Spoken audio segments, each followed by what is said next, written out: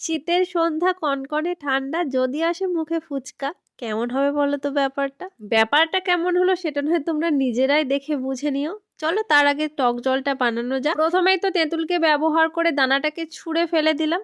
না ছুঁড়ে ফেলিনি, একটা জায়গাতে রেখে দিয়েছিলাম। আমরা যেমন মানুষকে ব্যবহার করার পর ছুঁড়ে ফেলে দিই, তেমনটা যদিও করিনি। তারপরে তো একে একে লবণ, চাট মশলা, জিরে গুঁড়ো দিয়ে দিয়েছিলাম। টক জলকেও তো দেখতে সুন্দর লাগা দরকার, কি বলো তোমরা? তাই আমি দিয়ে দিয়েছিলাম ধনেপাতা, তারপরে দিয়েছিলাম সুন্দর করে কাটা লেবু।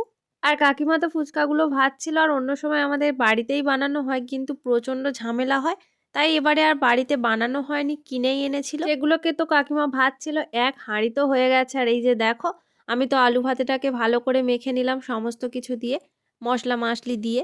আর এই যে টক জলও দিয়ে দিয়েছি একটু ভালো লাগার জন্য। টক জলটা দিলে না একটু বেশিই ভালো লাগে।